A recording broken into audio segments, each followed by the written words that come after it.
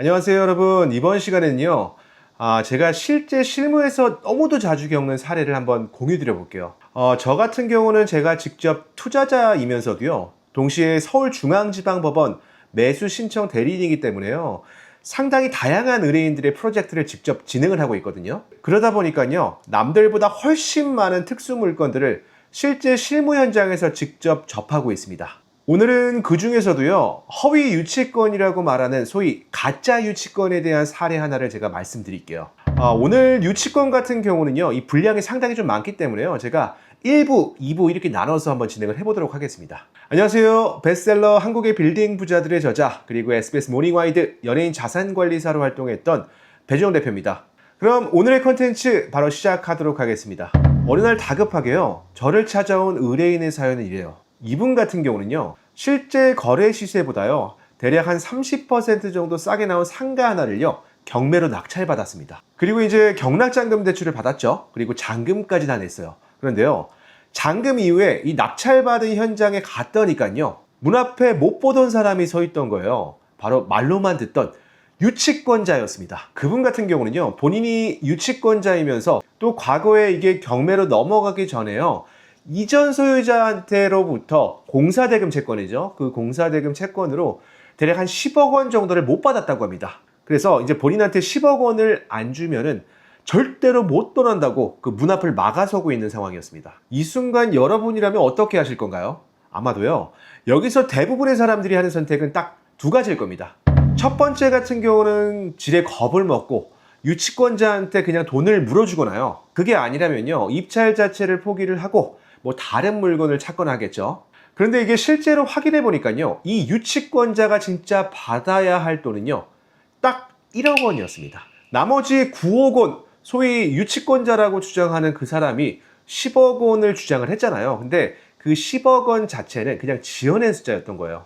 자, 이 상황 참 무섭죠? 저도 20년 전에요, 부동산 시장에 처음 발을 들였을 때는요, 여러분들처럼 똑같이 겁이 났습니다. 하지만 지금은요, 이런 사건들을 매번 의뢰인들과 함께 하다 보니까요, 저만의 이제 노하우가 생긴 거예요. 그래서 유치권이 정확하게 뭔지, 그리고 왜 법적으로 성립을 하고 안 하는지, 마지막으로 가짜 유치권을 실전에서는 어떻게 완전히 깨부수는지 제가 완벽하게 하나씩 한번 다 알려드리겠습니다.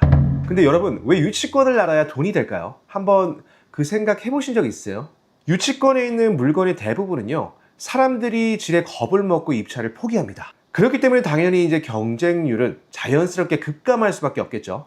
근데요, 이게 실제 데이터를 한번 보면요, 경매 시장에 나오는 유치권 신고의 한 99%는요, 허위 또는 과장된 경우가 상당히 많아요. 이 말은요, 한마디로 이 유치권을 깰 줄 아는 사람, 바로 이 사람에게는 이게 오히려 저가로 매수할 수 있는 기회가 있다는 겁니다. 무섭게 보이는 팻말, 그리고 플랜카드, 그리고 유치권 신고서까지, 뭐 사실은요, 유치권 이거 서류 몇 장 뜯어보면은 무너지는 경우가 태반입니다. 그럼 제가 이제 본격적으로요, 유치권을 깨는 방법에 들어가기 전에 여러분들께 이제 유치권이 정확하게 뭔지 조금 더 디테일하게 한번 설명드리고 가겠습니다. 자, 유치권이라는 게 뭐냐면요, 이게 정확하게 민법 제320조에서 규정된 권리거든요. 예를 들어 인테리어 업체가 상가 공사를 다 해줬는데요, 건물주가 공사대금을 안 줘요. 그럼 이 인테리어 업체에서는 돈을 받아야 되잖아요. 그러다 보니까 인테리어 업체에서는 이 공사대금 다 받기 전까지는 이 상가 절대 못 비워준다 하고 문을 걸어 잠그고서 버틸 수 있는 겁니다.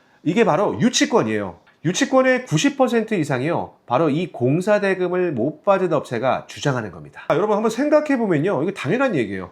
건물을 뭐 지은 업체, 그리고 리모델링을 한 업체, 그리고 뭐 인테리어를 한 업체, 이 사람들은요, 이미 그 건물 안에 들어가서 작업을 했기 때문에요, 점유로 넘어가기가 제일 쉬운 위치에 있습니다. 반면에 그냥 돈만 빌려준 채권자는요, 그 물건을 점유할 방법이 없잖아요. 그래서 유치권은요, 거의 항상 공사대금이라던가 뭐 인테리어비, 그리고 리모델링 같은 채권에서 이제 등장을 합니다. 근데 여기서 중요한 표현이 하나 나옵니다. 법정 담보 물건.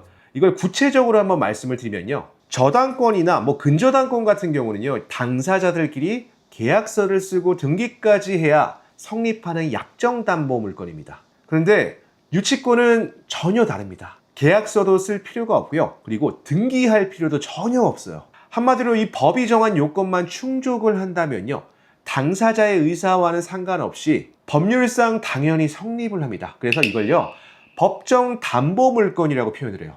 그리고 이거 같은 경우는 채권이 아니라 물건이기 때문에요, 특정한 사람한테만 주장하는 게 아니라요, 누구한테든 소위 낙찰자가 바뀌든 혹은 소유자가 바뀌든 대항할 수 있는 막강한 힘을 갖고 있다는 겁니다. 근데 여러분, 더 중요한 게 뭔지 아세요? 이 유치권 같은 경우는요, 절대로 등기부에 안 나타납니다. 이 유치권은요, 오직 점유로만 공시가 되는 거거든요. 그래서 이게 등기부만 보고 안심을 했다가요, 뒤통수를 맞는 게 바로 유치권이 붙은 물건입니다. 여기서 이제 많이들 오해하시는 부분이 있는데요, 유치권자 같은 경우는요, 경매를 통해서 돈을 먼저 받아가는 우선 변제권에 대한 권리가 원칙적으로 없습니다. 유치권자가 가진 건 딱 하나예요. 그냥 돈을 받을 때까지 절대로 안 내준다. 바로 인도거절권입니다. 한마디로 이게 힘으로 돈을 받아내는 게 아니라요, 낙찰자를 압박을 해서 협상하게 만드는 그 무기라는 거예요. 그래서 이 상황에서 여러분들께서는요, 이게 진짜 유치권인가 가짜 유치권인가를요, 사전에 미리 파악하고 들어가셔야 됩니다. 그래서 이거를 알기 위해서는요, 반드시 유치권 성립의 4대 원칙을 알고 계셔야 돼요. 이 4대 원칙, 여러분들께서 이걸 모르고 입찰에 들어가면은 절대 안 됩니다. 자, 4대 원칙부터는 2부에서 계속되겠습니다. 저는 배준영 래퍼였습니다.